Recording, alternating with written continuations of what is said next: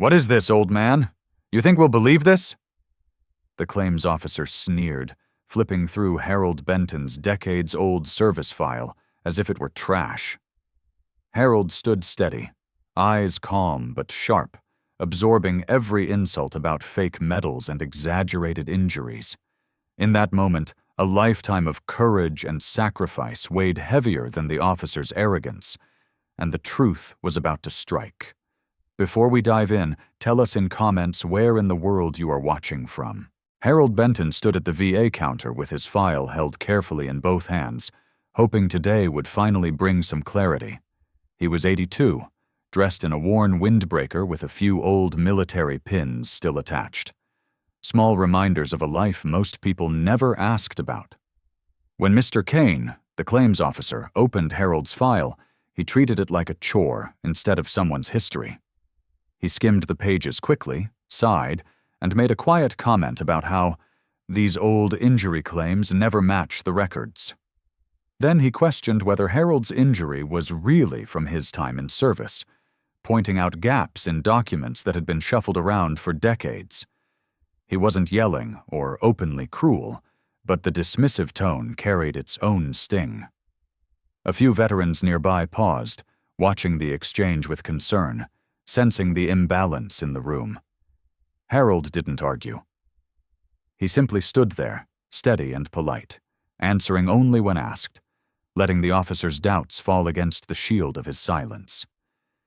And in that silence, it became clear that this wasn't just another claim. This was a man who had lived through more than anyone behind that counter realized. Mr. Kane didn't slow down after questioning Harold's injury. He doubled down, raising his voice just enough for the entire lobby to hear. He pointed at the file again and complained that Harold's paperwork was incomplete, acting as if missing documents from decades ago were some kind of personal offense.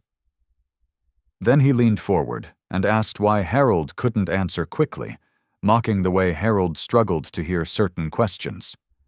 Before Harold could respond, Kane ordered him to take off his windbreaker so he could check those pins that look a little too shiny to be real.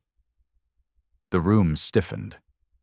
A few people shifted in their seats, and the young VA intern, Emily Reyes, stepped closer with a worried look. She tried to gently remind Kane that there was a process for this, but he shut her down instantly, telling her she didn't understand chain of command. Kane began filling out a form, tapping aggressively on the screen, saying he had to start the fraud investigation because these claims always end up messy.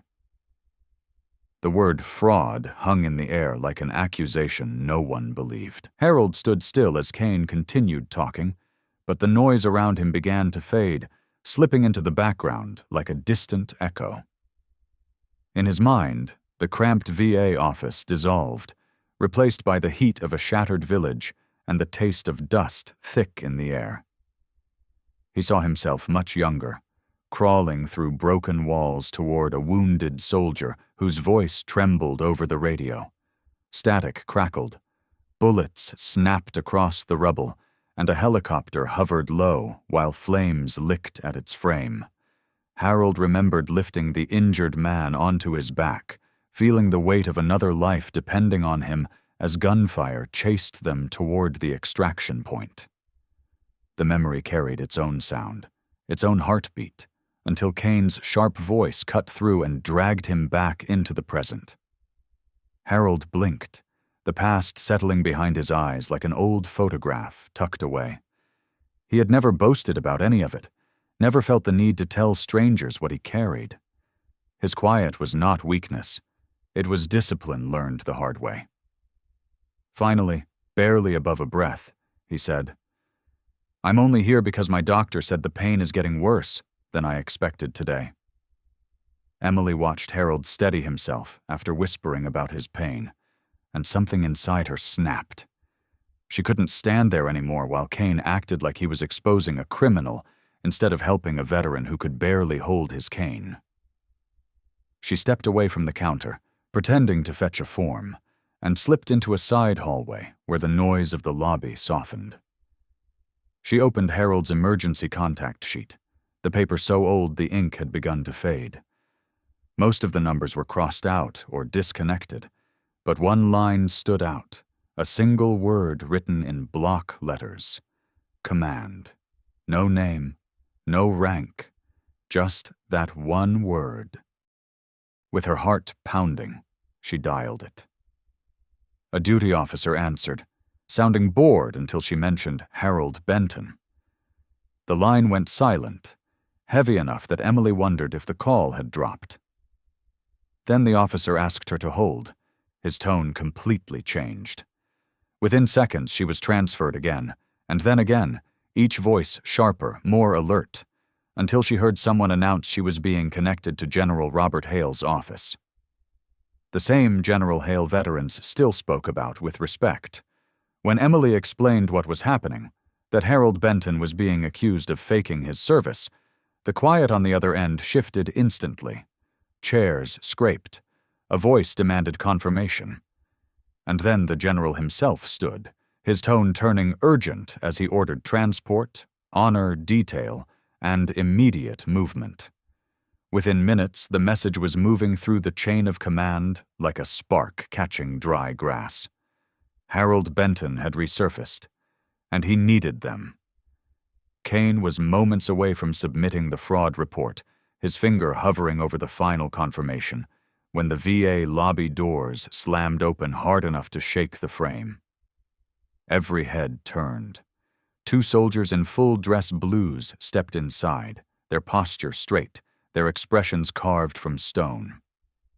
Behind them came more, an honor guard, moving with a precision that made the entire room fall silent. Kane froze mid-breath, unsure what he was looking at. Harold didn't move at all. He just watched quietly, as if the world had suddenly shifted back into a language he understood better than anyone in the room. Then the last figure entered. General Robert Hale. Even out of active command, his presence carried weight, the kind that pulled every breath inward. He didn't look at Kane, didn't glance at the shocked faces in the lobby.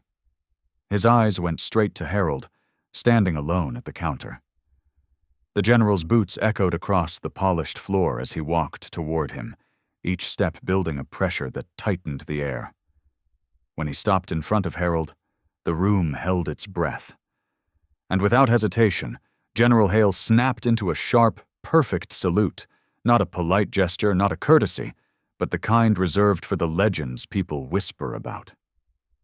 Slowly, with the steady grace of someone who had lived enough for 10 lifetimes, Harold lifted his hand and returned the salute. Then Hale spoke, his voice firm enough to shake Kane where he stood. He revealed the truth.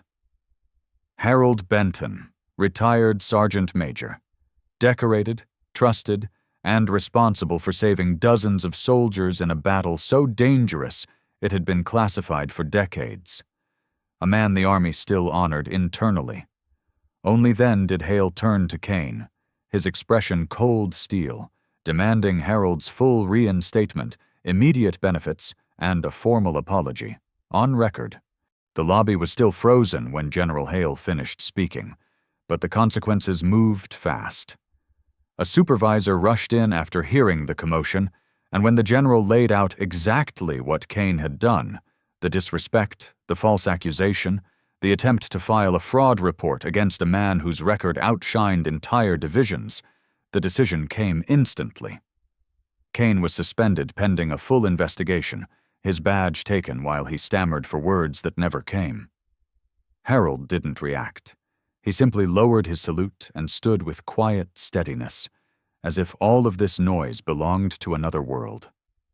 By the end of the day, Harold's benefits were not only restored, but expanded, updated to reflect the injuries he had carried for decades without complaint. A regional directive went out soon after, mandating new training for every VA employee. Respect, empathy, and accountability were no longer suggestions. News outlets caught wind of the story within hours, and soon Harold's mailbox filled with letters, some from young soldiers he'd carried out of danger, others from families who'd never known the name of the man who saved their sons. Harold didn't seek any of it. He thanked the general, gathered his coat, and went home the same quiet way he had arrived, wanting nothing more than peace after a lifetime of giving everything he had. A week later, Harold was sitting in his usual corner booth at the small diner down the street, quietly stirring his coffee the way he always did. The morning light came in soft through the windows, catching the little steam rising from his cup. That was when he noticed someone standing near the table, shifting nervously from foot to foot. It was Kane. He looked smaller without his badge, almost unsure of what to do with his hands. When Harold looked up, Kane cleared his throat and tried to speak, but the words stuck before finally slipping out in a shaky apology. He admitted he had been wrong, that he had let pride and pressure turn into cruelty, and that he had replayed that day in his mind 100 times since. Harold listened quietly, letting the man finish without interrupting. Then he nodded once and said, "Respect isn't paperwork. It's how you treat people." We all forget that sometimes. There was no anger in his voice, only the steady honesty of someone who had lived long enough to know forgiveness isn't weakness. He motioned to the empty seat across from him. Kane sat down slowly, almost surprised he'd been invited at all. Heroes don't ask to be honored. They simply hope the world remembers what kindness costs. If you believe in honoring forgotten veterans, like the video, share it, and subscribe for more stories that deserve to be told.